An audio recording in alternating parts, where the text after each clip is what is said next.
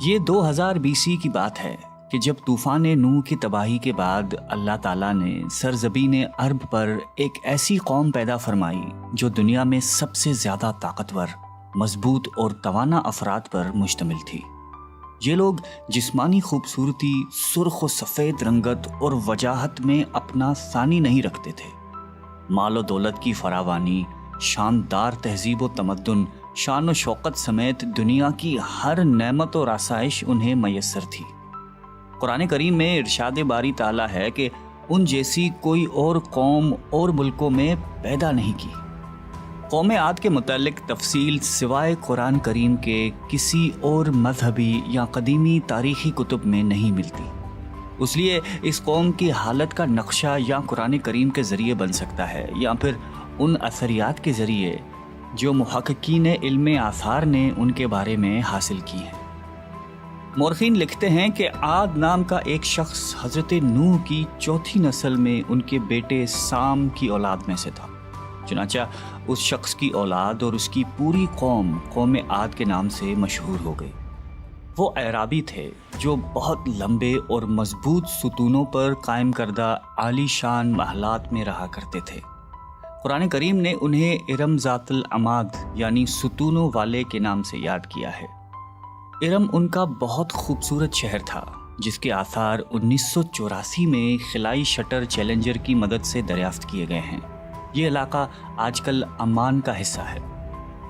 بحریہ عرب اور بحر احمر کے درمیان عمان، حضرموت، بحرین اور مغربی یمن تک ایک وسیع صحرا ہے جسے صحرائے الحقاف کہتے ہیں۔ یہ دنیا کے عظیم صحراؤں میں سے ایک ہے جس کا رقبہ ایک محتاط اندازے کے مطابق 65 لاکھ مربع میٹر ہے۔ اس صحرا میں سفید اور باریک ریت کے ہزاروں فٹ اونچے پہاڑ نما ٹیلے ہیں جہاں کوئی بھی چیز پھینکی جائے تو منٹوں میں غائب ہو جاتی ہے۔ کسی زمانے میں یہ دنیا کا سرسبز و شاداب علاقہ تھا اور وہاں یہ قوم عاد آباد تھی۔ آج یہ بھیانک صحرا اللہ تعالیٰ کی کھلی نشانیوں میں سے ایک اور اہل زمین کے لیے جائے عبرت ہے۔ قرآن کریم میں ارشاد باری تعالیٰ ہے کہ وہ ارم جو ستونوں والے تھے جن کی مانند کوئی قوم ملکوں میں پیدا نہیں کی گئی۔ بعض مفسرین نے لکھا ہے کہ ارم عاد کے دادا کا نام تھا جیسا کہ ان کے شجرہ نسب میں بیان کیا گیا تھا۔ ڈاکٹر اسرار احمد تحریر فرماتے ہیں کہ عام مورخین کا خیال ہے کہ ارم قوم عاد کے شاہی خاندان کا لقب تھا۔ حالیہ دور میں ایک شہر کے جو زیر زمین آثار دریافت ہوئے ہیں ان سے پتہ چلتا ہے کہ اس شہر کے فصیل پر 30 ستون یا مینار بنائے گئے تھے۔ کہا جاتا ہے کہ یہ شہر شداد نے خصوصی اہتمام کے ساتھ بسایا تھا جو اس قوم کا بہت بڑا بادشاہ تھا۔ قد و قامت اور جسمانی قوت کے لحاظ سے دنیا میں اس کا کوئی ثانی پیدا نہیں ہوا۔ اس طرح اس قوم نے جس معیار اور جس انداز کی تعمیراتیں کی، ایسی تعمیرات اس سے پہلے دنیا میں کبھی کسی قوم نے نہیں کی۔ شاید اسی لیے یہ جگہ شداد کی جنت ارضی کے نام سے تاریخ میں مشہور ہے، تاکہ لوگ آخرت کی جنت کے بدلے اس نقد جنت کو اختیار کر لیں۔ مگر جب یہ عالی شان محلات تیار ہو گئے اور شداد نے اپنے روسائے مملکت کے ساتھ اس میں جانے کا ارادہ کیا تو ان پر اللہ تعالیٰ کا عذاب نازل ہوا اور وہ سب ہلاک ہو گئے اور وہ محلات بھی مسمار ہو گئے۔ اس اعتبار سے اس آیت میں قوم عاد پر آئی ایک خاص عذاب کا ذکر ہوا ہے جو شداد بن عاد اور اس کی بنائی ہوئی جنت پر نازل ہوا۔ ایک اور روایت کے مطابق عاد کے بیٹے شداد نے جب جنت کے نام اور خصوصیات سے متعلق سنا تو اس نے زمین پر ایسی ہی جنت بنانے کا ارادہ کیا اور عدن کے کسی صحرا میں تعمیرات کا کام شروع کر دیا، اور مسلسل 300 برس کی شب و روز کی محنت کے بعد دنیا میں ایک خوبصورت جنت بنا دی جس میں شاندار محلات بھی تھے اور نہریں اور آبشار بھی۔ شداد کی عمر 900 سال ہو چکی تھی۔ ایک دن اس نے قوم عاد کے لوگوں کو جنت کے دیدار کی دعوت دی۔ وقت مقررہ پر وہ اپنے لوگوں کے ساتھ جنت کی جانب روانہ ہوا۔ ابھی شہر ارم کے عالی شان دروازے کے قریب ہی پہنچا تھا کہ رب ذوالجلال کے عذاب نے آ گھیرا۔ یوں شداد اپنی جنت کے ساتھ زمین میں ہی زندہ دفن ہو گیا۔ طوفان نوح کے بعد قوم عاد ہی وہ پہلی قوم تھی جو بتوں کے پجاری بنے۔ علامہ جلال الدین سیوطی اپنی تفسیر میں تحریر کرتے ہیں کہ قوم عاد نہایتی زور آور اور بہادر قوم تھی۔ وہ سب بت پرست تھے۔ مختلف کتب میں ان کے بتوں کے مختلف نام بیان کیے گئے ہیں۔ کچھ نے بتوں کے نام صدا، سمود اور ہرا بتائے ہیں۔ مورخین کی رائے کے مطابق ان کے معبود بھی قوم نوح کی طرح پتھر کے 5 بت یعنی ود، سوا، یغوث، یعوق اور نصر ہی تھے۔ کفر و شرک کے سمندر میں غرق قوم عاد کی بد اعمالیاں جب اپنی انتہا کو پہنچ گئیں تو اللہ تعالیٰ نے انہی کے قوم کے ایک نیک اور صالح بندے کو ان پر پیغمبر بنا کر مبعوث فرمایا۔ حضرت ہود قوم عاد کی سب سے معزز شاخ خلود کے ایک خوبصورت اور وجیح شخص تھے۔ حضرت ہود علیہ السلام نے ان سے کہا کہ بھائیو، ایک اللہ ہی کی عبادت کرو، اس کے سوا کوئی تمہارا معبود نہیں۔ قوم عاد کے سرداروں نے جواب دیا کہ تم ہمیں احمق نظر آتے ہو اور ہماری نظر میں تم جھوٹے ہو۔ حضرت ہود نے کہا کہ میں رب العالمین کا پیغمبر ہوں اور اللہ کا پیغام تم تک پہنچاتا ہوں۔ کہنے لگے تم ہمارے پاس اس لیے آئے ہو کہ ہم اپنے ان معبودوں کو چھوڑ دیں جنہیں ہمارے باپ دادا پوجتے تھے اور صرف ایک اللہ کی عبادت کریں؟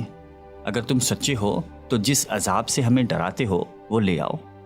حضرت ہود مسلسل 50 برس یا اس سے بھی زیادہ واعظ و نصیحت کرتے رہے۔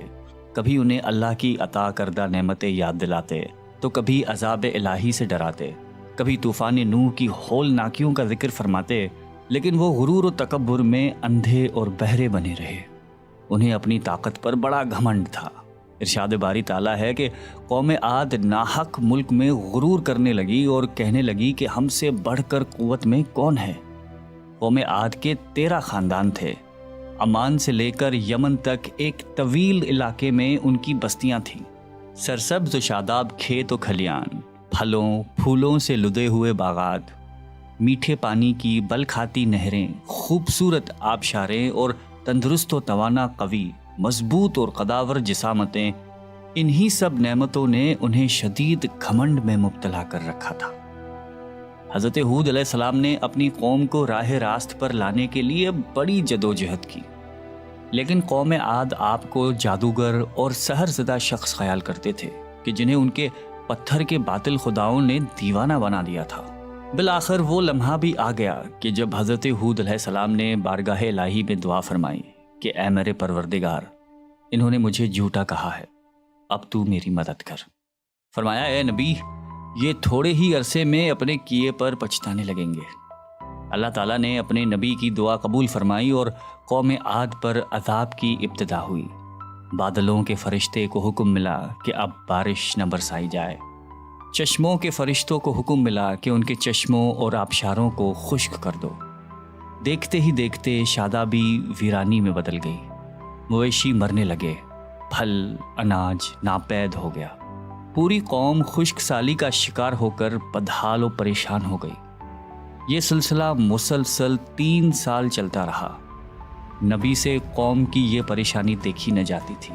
مسلسل واعظ و نصیحت کرتے رہتے اور فرماتے کہ اے میری قوم، اپنے پروردگار سے بخشش مانگو، پھر اس کے آگے توبہ کرو، وہ تم پر آسمان سے مینا برسائے گا اور تمہاری طاقت اور قوت میں اضافہ فرمائے گا۔ کہنے لگے ہود، تم ہمارے پاس کوئی دلیل ظاہر نہیں لائے، ہم صرف تمہارے کہنے سے نہ تو اپنے معبودوں کو چھوڑنے والے ہیں اور نہ تم پر ایمان لانے والے ہیں۔ ہم تو یہ سمجھتے ہیں کہ ہمارے کسی معبود نے تمہیں آسیب زدہ کر کے دیوانہ کر دیا ہے۔ اس زمانے میں یہ دستور تھا کہ قوموں کو جب کوئی مشکل آ گھیرتی تو وہ بیت اللہ شریف جا کر اللہ کے آگے آوازاری کرتے اور ان کی مشکل رفع ہو جاتی۔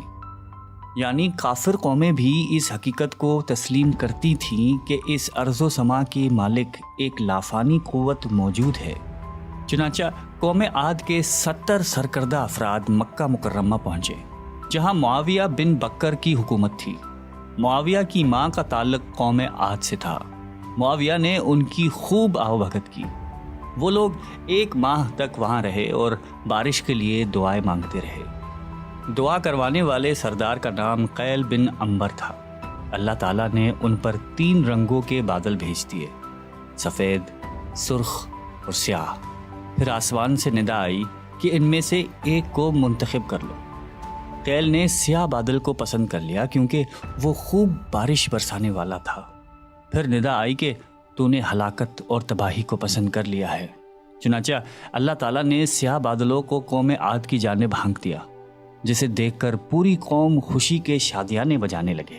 ارشاد باری تعالیٰ ہے کہ جب انہوں نے اس عذاب کو دیکھا جو بادل کی صورت میں ان کے میدانوں کی طرف آ رہا تھا، تو کہنے لگے یہ تو بادل ہے جو ہم پر برس کر رہے گا۔ تو اللہ تعالیٰ نے فرمایا نہیں، بلکہ یہ وہ چیز ہے جس کے لیے تم جلدی کرتے تھے، یعنی آندھی جس میں درد دینے والا عذاب بھرا ہوا ہے۔ یہ ہر چیز کو اپنے پروردگار کے حکم سے تباہ کیے دیتی ہے۔ گناہگار لوگوں کو ہم اسی طرح سزا دیا کرتے ہیں۔ اللہ تعالیٰ نے یہ عذاب 7 رات اور 8 دنوں تک مسلسل جاری رکھا۔ اس آندھی نے کسی جاندار کو زندہ نہیں چھوڑا۔ غاروں، پہاڑوں، گھروں، محلات اور قلعوں کے اندر سب کو فنا کر ڈالا۔ حضرت ابن عمر رضی اللہ تعالیٰ عنہ سے مروی ہے کہ آپ علیہ السلام نے فرمایا کہ وہ آندھی جس کے ذریعے قوم عاد ہلاک ہو گئی تھی، اللہ تعالیٰ نے ان کے اوپر صرف انگوٹھی جتنی جگہ کی مثل ہوا کھولی تھی۔ اللہ تعالیٰ نے اس خوفناک آندھی سے حضرت ہود علیہ السلام اور ان کے ساتھیوں کو محفوظ رکھا۔ ایک مرتبہ حضرت عائشہ صدیقہ رضی اللہ تعالیٰ عنہا نے آپ علیہ السلام سے دریافت کیا کہ یا رسول اللہ، لوگ تو بادل دیکھ کر خوش ہوتے ہیں کہ اب بارش ہوگی، لیکن آپ کے چہرے مبارک پر تشویش کے آثار نظر آتے ہیں۔ آپ علیہ السلام نے فرمایا کہ عائشہ، اس بات کی کیا ضمانت ہے کہ اس بادل میں عذاب نہیں ہوگا، جبکہ قوم عاد ہوا کے عذاب سے ہلاک کر دی گئی تھی۔ اس قوم نے بھی بادل دیکھ کر کہا تھا کہ یہ بادل ہے جو ہم پر بارش برسائے گا۔ پروردگار عالم نے قرآن کریم میں قوموں کی تباہی کے جو واقعات فرمائے ہیں، ان کا اصل مقصد یہی ہے کہ امت مسلمہ ان سے سبق حاصل کرے۔ اللہ نے قوم عاد کو طاقت و قوت، مال و دولت، شان و شوکت سمیت دنیا کی ہر نعمت عطا فرمائی، لیکن جب اس نے نافرمانی کی اور اپنے نبی کی بات ماننے سے بار بار انکار کیا تو اللہ تعالیٰ نے اسے نیست و نابود کر دیا۔ ہم سب کو بھی انفرادی اور اجتماعی طور پر اپنے روزمرہ کے معاملات کا جائزہ لیتے رہنا چاہیے کہ کہیں ہم جان بوجھ کر یا انجانے میں اللہ اور اس کے نبی علیہ السلام کی نافرمانی کے مرتکب تو نہیں ہو رہے۔ آئیے ہم سب دعا کرتے ہیں کہ اللہ تعالی ہم سب کو قلب سلیم عطا فرمائے اور قرآن اور حدیث پہ چلنے کی توفیق عطا فرمائے۔ آمین۔